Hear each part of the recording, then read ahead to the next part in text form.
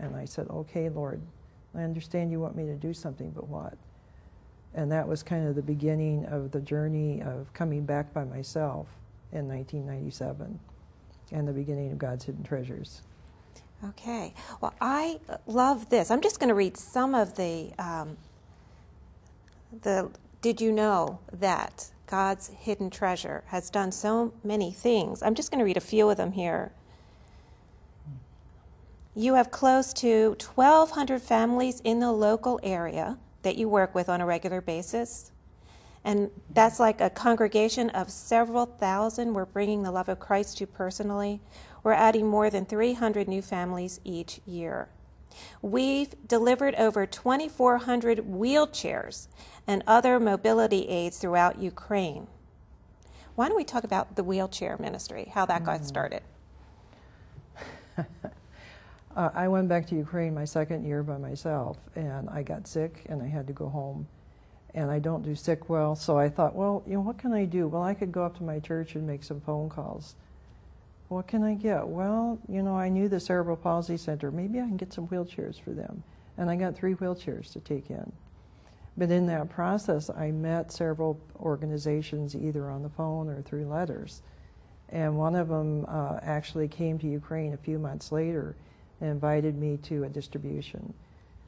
And I think they had about 250 people there. And it was just overwhelming seeing these people with no limbs or children, just so spastic, and all the darkness and the hopelessness of all these people. And I said, oh, I want to do this. I want to have, but I want to do a ministry. I want to have a wheelchair ministry. And I want to have a repair center where we can, start repairing wheelchairs on our own. So that's when God put in my heart to do this. And then somebody promised me some wheelchairs, and I just asked a doctor that I knew, how do I find the people? She said, just come to the hospital. They put me in with all the different doctors, took me into people's homes, and I started measuring people and ordered the wheelchairs. So that was the first 50. And then I had the wheelchairs, but I didn't have a way to get them there. All right, so you're doing all of this in the Ukraine. Mm-hmm. Okay, and your contact over here, did you have somebody that you were working with here in the United States to help you? Well, I had some volunteers that, I could write to and say, basically at that point it was, please pray. I don't know what I'm doing, and I don't. Please pray for God to open a door and provide a way. And like having those 50 wheelchairs, how was I going to get them over? I mean, that's a big problem. And a few weeks later, 2 women who'd heard me speak came over, and one of them was a stewardess for United. And I was telling her about my dream to do this, and she said, oh, when I get home, I'm going to talk to United. I said, oh, that's wonderful, but inside I'm thinking, yeah, United's going to pay a lot of attention to the stewardess, and here, I didn't even have an organization then. I was just the Bilat Tsarkva ministry under my church. And about a month later, she wrote and said they agreed to send 50 wheelchair space available. They sent them to Frankfurt, and then Lufthansa was to pick them up in Frankfurt and bring them in. And it all happened. I mean, it was just a miracle. And that probably was the biggest joy in the wheelchair ministry to date, is just to turn to one of my Ukrainian friends and say, Valentina, we really did this. We really did it. So when I got back home, I'm trying to figure out how am I going to do this again, because I want to do it over and over. And I made an appointment with United. And all night I laid awake. See, now I'm trying to solve the problem like God. What am I going to say to them? I'm nobody. I don't even have an organization. Why would they work with me? And I said, okay, God, I know you told me to go, so I'm going. And I know He's going to tell me what to do when I get there.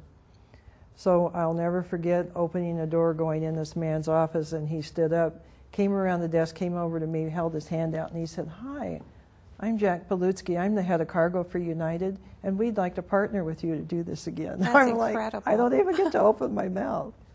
That's incredible. So I think we did it with them like 3 times. Very, very interesting. And you actually now back in the Ukraine with these wheelchairs, you were telling me many people there have diabetes, and they're actually losing their legs, and and things. So they're the people that you're finding need Well, these chairs. them, but also stroke victims, tremendous amount of strokes, and kids with cerebral palsy, or just, yeah, I could go on and on. There's a lot of problems. There's no end to the people in need. And when we first started doing this, we had people who had been waiting for a wheelchair for 5 years. Why are they waiting so long to have that need met? Well, the social department of the government is supposed to provide them, but they weren't. And then if you got a wheelchair, let's say you need a 20-inch wheelchair, and all they had was 16, you got a 16. And then you couldn't ask for another 5 years. Oh, okay. So we'd find people actually sitting on the part of the wheel, you know, getting these terrible sores. It was awful, really. And they still do that today. They don't try to fit them. So what you do then, you and your staff will actually go in and meet the family and fit them personally, and Yeah, we measure, you know, now locally, since I have a wheelchair center, people come to us and they bring whatever government paperwork we need, and then we teach them how to go home and measure the person. So we have a general idea of what kind of wheelchair they're going to need, and then we go into the person's home and sit down and just try to get to know them and, you know, their whole situation. Plus, I can see how they're living. I know what's going on in their lives. I can tell which people are really, really in need.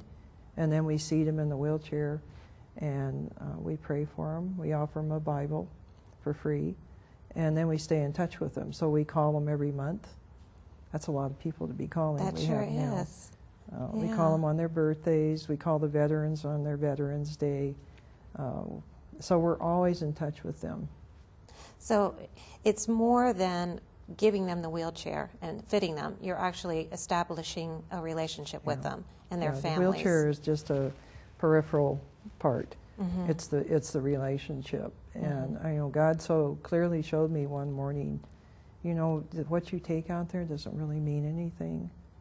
It's a minor, but the fact that you go and you care about the people and you stay involved in their lives and you're there for them is what matters. And so out of that, we've started a stroke rehabilitation program. I now have a full-time doctor and therapist on staff. Wow. We're having about a 40% success rate in getting people to walk again. And these were people, nobody's doing anything except they'll go and do a massage, everything done to you. And we teach them, you have to do this. It's going to be a long, hard road, but you're going to get better. We get the families involved. And then we had, the whole program is just simple. We use walnuts, we use little beans, we use pieces of cloth, we use stretch bands, bottles filled with sand, funnels, little squeezed balls and things. That's all we use. Something any Ukrainian can afford. Could have, yeah, and work with. That's amazing. So, Now, you don't have, like here, if somebody had a stroke and somebody went in to help them, I mean, you could be sued if anything went wrong. I mean, do you find I haven't had a problem that kind of with craziness over?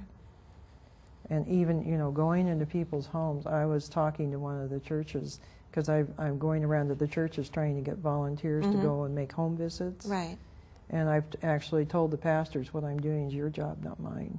So I want to come and speak in your churches.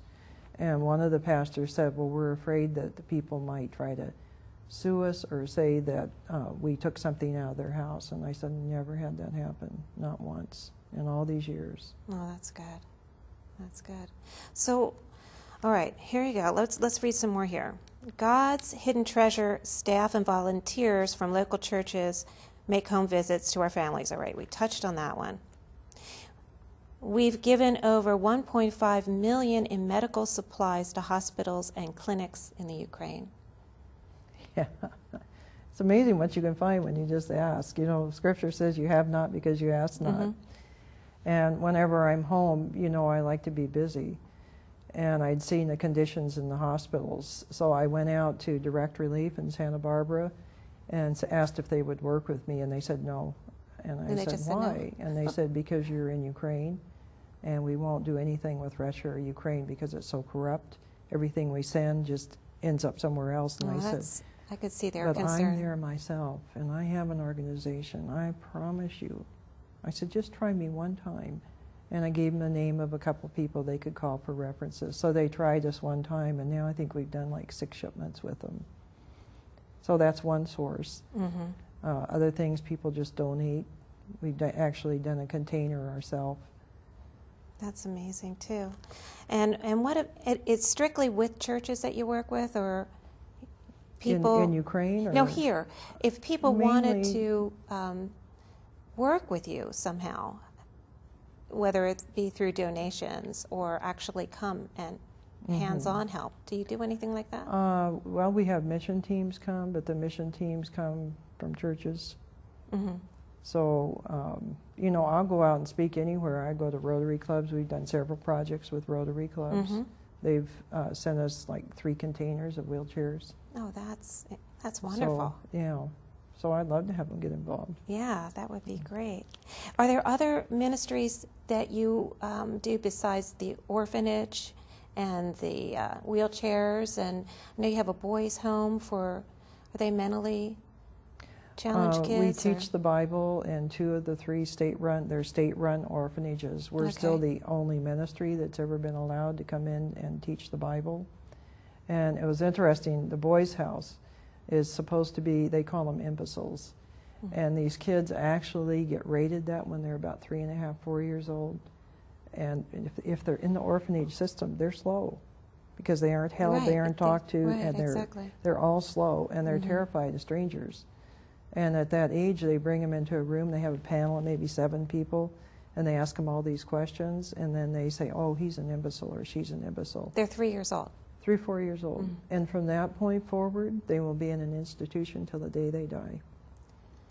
So it's like receiving a life sentence at that age. And then you go into that system. So I started going to the boys' house and teaching the Bible. And the Orthodox Church went to the director and said, that American woman you have coming here, we want her out of here. And he said, you know, you guys come once a year. She comes once a week. She loves the children. They love her. And I'm not going to tell her to leave. So the good thing is they started coming. And then they built a prayer chapel. And see, I'm thrilled. I mean, anything is fine with me. I'm not trying to replace them or get rid of them. Right. And I'm thrilled to death. And they're actually being a part of the boys' lives now. What is adoption like there? Can you adopt out of the Ukraine? I don't think you can. You can, but it's difficult. And just to give you a quick vision of the system, if a parent refuses their child, which means they sign all the papers, and that child at birth, let's say best case at birth, and it's a healthy child. Okay, so now the paperwork has to be filed by the orphanage to the local system, and they're busy, and it's not a priority for them. So maybe 3 or 4 months they do the paperwork, and then it goes to the local system, and they sit on it. And then when it goes to Kyiv, to the national system, once it gets loaded in a database, which is not going to be right away, then it's a year before someone outside of Ukraine can adopt. So it's not easy. So if somebody comes to me and says, could you help us find a healthy child, a baby, it's like, that's not going to happen. Yeah. We'd like you to tell the people watching where they can get more information about the work that you're doing and maybe be able to help. Well, we have a website, godshidden-treasures.org, and it may be a little bit out of date, but it gives you a pretty good idea of what we're doing. And in there, it tells you where someone could send a contribution, or if you're interested in volunteering for something, there's a contact. Okay, well, I really, really appreciate this. We have a lot more to talk about. So we're going to do a second show, and I'm hoping that our guests will keep watching us. And thank you very much for tuning in. And please stay tuned for our next show with Nita Hansen, because she has more to share about the work that's going on in the Ukraine. Thank you.